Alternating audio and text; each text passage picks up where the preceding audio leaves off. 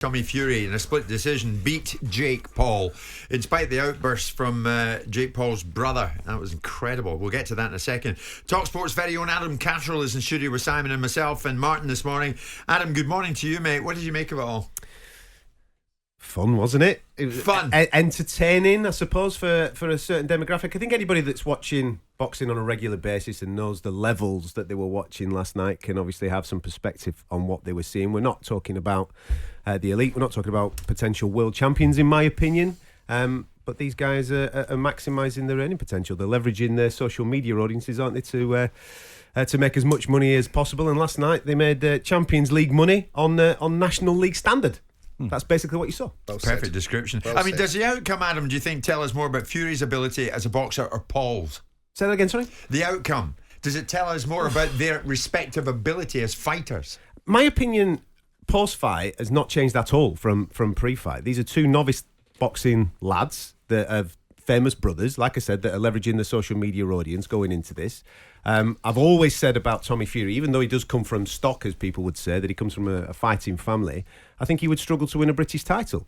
And this, maybe last night, was the level that he's at. Jake Paul's done incredibly well over 3 years to manufacture what he's manufactured in the boxing world, to get himself to this particular thing last night.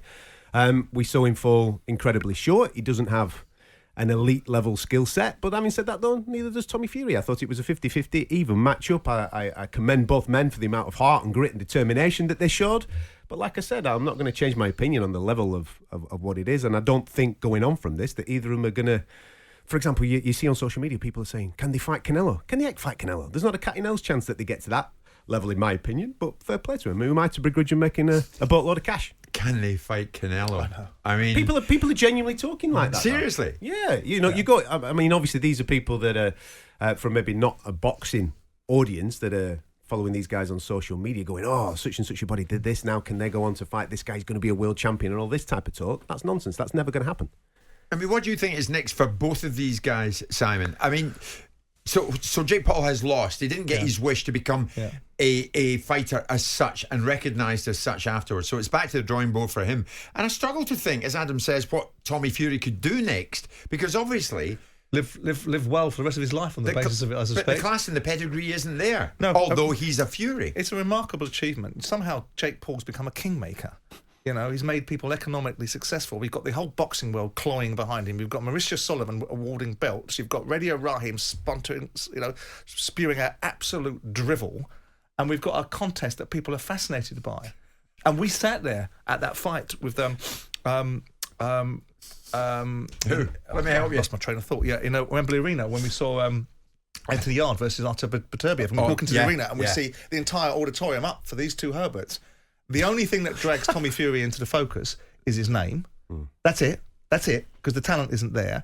The spectacle itself is remarkable that they've been able to. I think Jake Paul is a phenomenon of a society that's producing average people that make inordinate amounts of money, and I think it's a tragedy because real talent seems to go beneath the radar sometimes. But this is the phenomenon of the digital world that we live in. You have to respect anyone though that climbs into a ring, Jim, don't you? And I thought Jake Paul was he's a bull of a man. He's strong, but he's not a boxer. And it was the boxer, really. It was the bull versus the boxer, wasn't it? And he was just trying to make a haymaker and didn't really come. Okay, he connected, he got a little jab, which was worrying for Tommy Fury that he went down onto that. He was off balance. I think he was squared up when he got caught there, and there's obviously a bit of exhaustion in there. There's a lot of muscle mass with Tommy, isn't there? You know what I mean? That lactic acid does build up. Well, Adam, do you know how I look back in it? I pay for it, I watch it. And I was knackered after getting in late from Wembley. But I thought, no, I'm going to watch it. I'm going to watch it. 8 rounds of nothing. Yeah, I agree. Listen, I agree with everything that you're saying. But coming back to what Simon was just saying a moment or two ago, if I'm a talented boxer watching that now last night, I'd be heartbroken. But what I think of is I'm going to invest in building my audience, because this is where this game's going now. You have to, it's a numbers game. Talent alone is not going to get you to the super money in this sport. You have to have something else. So if I'm an elite boxer in this country, or I believe I'm an elite boxer in this country, I'm investing in, whether I do it a podcast or a YouTube channel or having some type of social media presence to show my personality off, to grow audience, to then leverage that and bring it back into the sport, because it's not going away. This is going to continue. We're seeing it with Misfits. We're seeing it with these guys that are crossovering into these fights that you saw last night. You've got to grow audience, otherwise you're going to get left behind. I must admit, the event at Wembley recently, Adam, with KSI, I found much more absorbing than that lot last night in Saudi. Because the big fight didn't happen. It passed me by last night. I was thinking, am I going to see something special? Am I going to see Jake Paul send Tommy Fury flying, or vice versa? And I didn't. There wasn't a big punch connect. There wasn't a moment of wow. No. Nothing. The other positive, and there are some small positives, is that audience that you're talking about, that might be their first experience of boxing, so to speak, okay? So, and I'm pretty confident that in 5-10 years' time, I'll sit down with somebody who's about to have a proper fight in the world of boxing, and I'll interview them and I'll ask them, how did you start? And they'll say, YouTube, I watched KSI, I watched Jake Paul, that was my first experience. So that might be the new inspiration for the next generation of superstars. The words you used, a proper fight. You see, this is the road we're going down, you know? But it's ridiculous. You've got the WBC suggesting they want to put Jake Paul inside the top 40 rankings. Good, put him in there. It's ridiculous. Put him in there, so someone comes along and deals with him. Because Tommy Fury It's dangerous, that, though. That is dangerous, well, let's be honest. Well, that's the risk they want to take. They want to play with the big boys and the big boys. But then it's the sport that gets dragged through the mud, doesn't it? I mean, you can see that was the setup last night. You could see that. Maurizio Sullivan's all over this event last week. You can see that he's absolutely thirsty for his 3% on the sanctioning fees. For him to talk about rankings and stuff is ridiculous. I mean, we had the Cruiserweight Championship on last night. Ilunga Makabu and Badou Jack. So Badou Jack wins this. Yeah. Badou Jack's 39 years of age. He's thinking in his head, listen, I don't want any tough fights now. I want to cash out. I want to make a few quid. If Jake Paul wins last night and they rank him, there's nothing to say against the rankings that Badou Jack can't call out Jake Paul, and Jake Paul's fighting for the world championship. He wasn't out of his depth last night, Jake Paul. No, but that's what I'm saying. Against Badou Jack, he is. Yes. Well, Tommy Fury, clearly. Tommy Fury is just... I think we finish with, it's intriguing but no more. Is that about it, Adam? It's not going away, mate. Because of the numbers. Because of the numbers. And what you've just said there, asking Simon about what does Tommy Fury do next, as I said, I think he would struggle to win a British title, may even struggle to win an area title.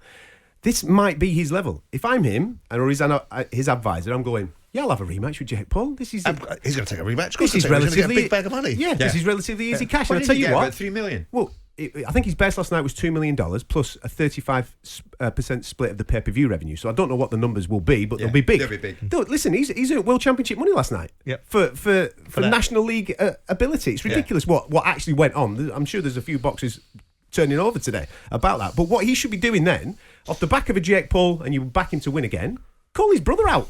Fight his brother. Go and fight KSI. Because like I said, for him to fight for a British title, he's going to get paid peanuts. What's the point in him doing that? Because I think it's a struggle for him to actually win that. Now, people might come at me saying, well, what about the accolades and the pomp and ceremony of being the British champion? I don't think he's going to win it. Yeah. That belt's not going to pay his mortgage in years to come. He's got a young family. YouTubers is where the money is. Go and make some dough. Okay. Where are you off to? UFC. I'm going to go watch some proper fighting this week, gentlemen. All right. Hopefully one day I will entice Mr. Jordan to come alongside me to watch a bit of UFC. But John Jones is back, heavyweight championship of the world in Las Vegas. So I'm excited to see the greatest of all time go and do his thing. You're still not having it, are you?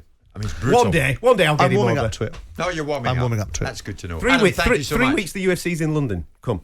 I may well just do. We'll do it. Adam Catterall off to Vegas. Lucky boy. Jim White and Simon Jordan. Monday to Friday mornings from 10 on AM, on DAB, via the talkSPORT app and on your smart speaker. talkSPORT.